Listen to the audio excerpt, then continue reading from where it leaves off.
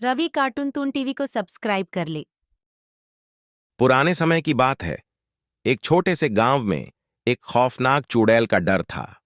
गांव वाले उसे रात की चुड़ैल कहकर पुकारते थे।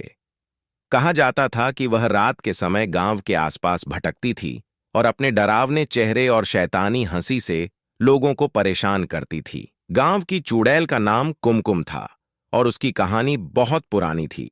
कुमकुम एक बार बहुत ही सुंदर और दयालु महिला थी, लेकिन एक दिन उसने एक गरीब महिला की जादू की अंगूठी चुराकर उसे बहुत ही दर्द और दीनहीन अवस्था में छोड़ दिया। यह अंगूठी जादुई थी और कुमकुम ने इसका उपयोग केवल अपनी इच्छाओं की पूर्ति के लिए किया। जब गांव वालों को इस बारे में पता चला तो वे बहुत दुखी हुए और उन्होंने कुमकुम को सजा देने की ठान ली। लेकिन कुमकुम ने अपनी दुष्टता को छिपाते हुए गांव वालों को धोखा दिया और भाग गई। कुछ समय बाद जब कुमकुम वापस आई तो उसने देखा कि उसकी जादुई अंगूठी खो चुकी थी और उसका सौंदर्य भी धीरे धीरे समाप्त हो गया था। उसकी आत्मा में गुस्सा और पाप का जहर भर गया। उसके चेहरे पर एक अजीब सी विकृति आ गई और उसकी हंसी में बुरी आत्मा का ठहाका गूंजने लगा। रात के समय कुमकुम गांव में घूमती और रात के अंधेरे में लोगों को डराती। वह घरों में घुस जाती, बर्तन खड़काती और अजीब अजीब आवाजें करती। गांव वाले उसके डर से परेशान हो गए और उसकी शैतानी हरकतों से चिंतित हो गए। एक दिन गांव के एक बहादुर युवक अर्जुन ने तय किया कि वह इस चुड़ैल की समस्या का समाधान करेगा।